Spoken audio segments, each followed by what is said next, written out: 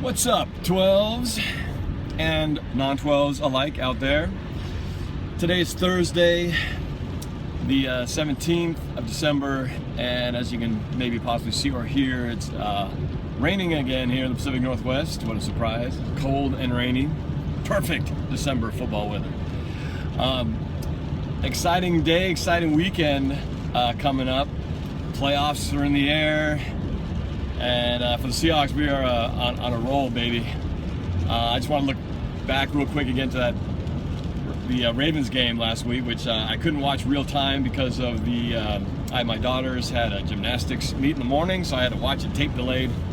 So, but I'm going to be putting a reaction video to that. It's the tape delayed version where I already knew the end result, but hadn't really watched all the plays. So, anyway, I'll be putting that up pretty soon here. But getting back to that game, it was amazing. Really just team win, particularly though for the offense. The offense continuing to roll. Some stats of note, you guys have probably seen it all over the place if you've been watching ESPN or going online. But Russell's performance, historic. Throwing 5 touchdowns and continuing his streak of 3 touchdowns or more with no interceptions for the 4th straight game.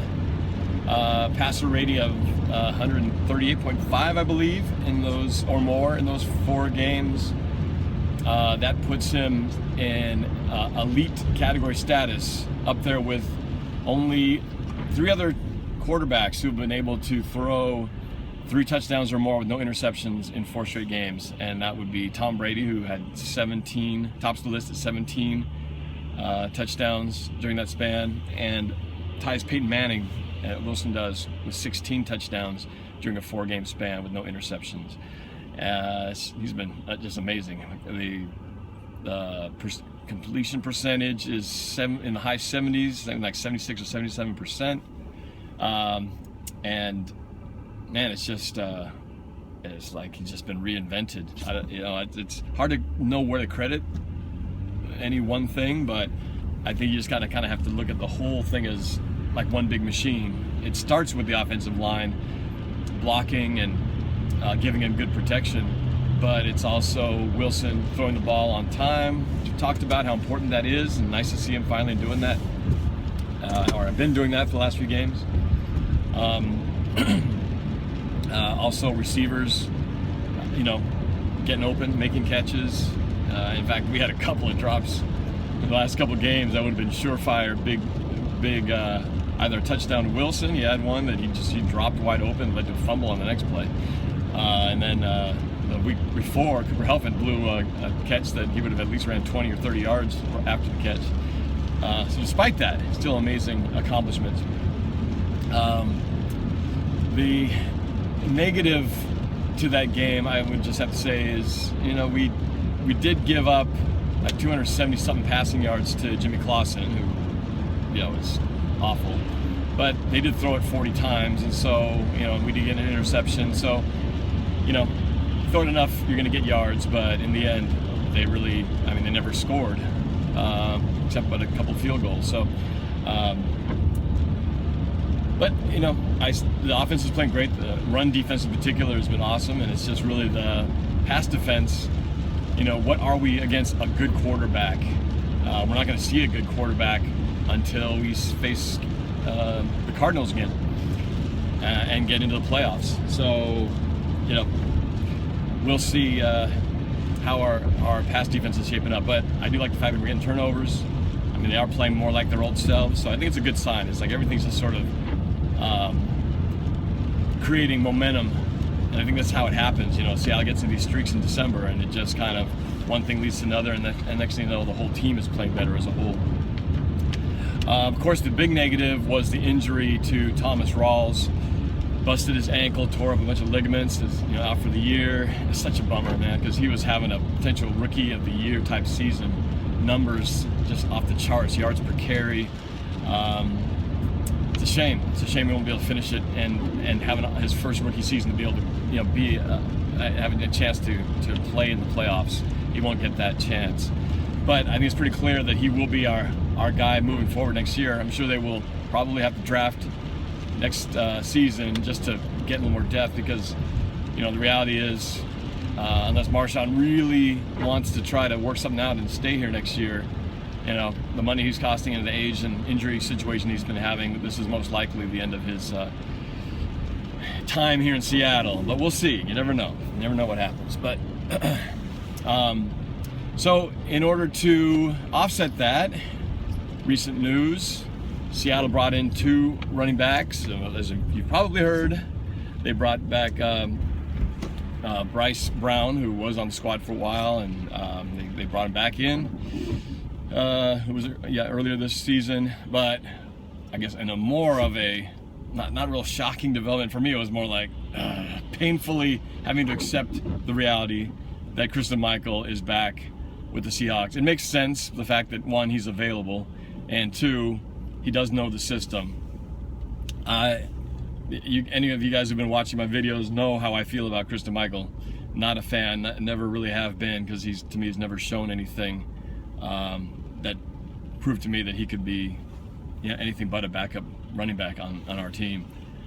And I can only hope that with his time at Dallas and then being released and having a short stint with the Redskins and then being released, that maybe it finally will be in his head that he's got to have a different attitude and work ethic and awareness coming back now to Seattle with a second chance at redemption to show his team the reason why we drafted him in the second round a few years ago.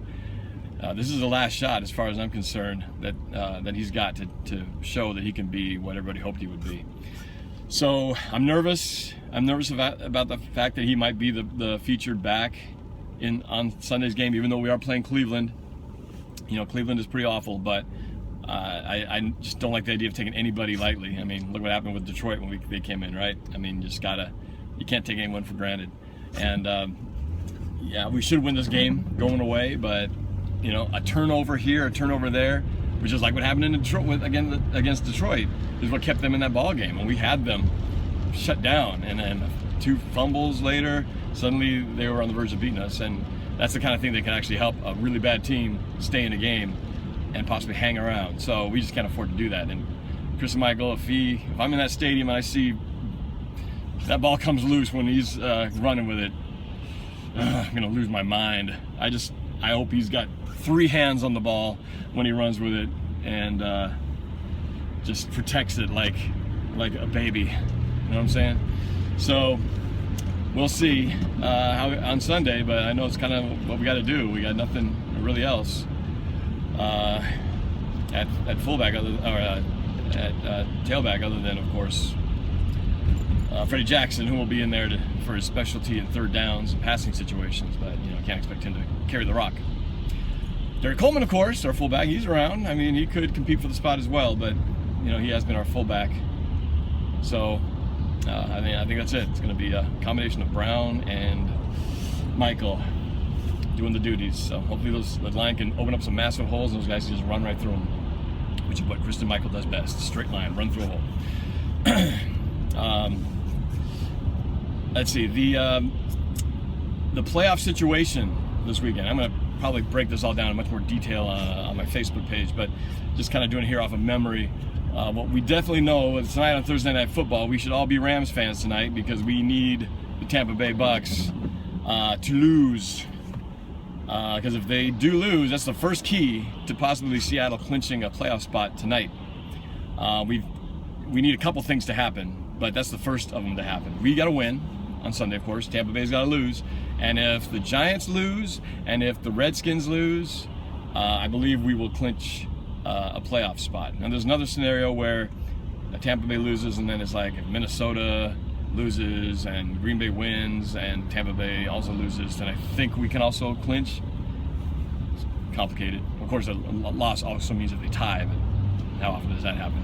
Anyway, so we're all Rams fans, all rooting against the Giants, which isn't hard because Eli Manning kind of bugs me. The Redskins got to go down, and Tampa Bay's got to go down. So any of those 3 things happen, we clinch this weekend.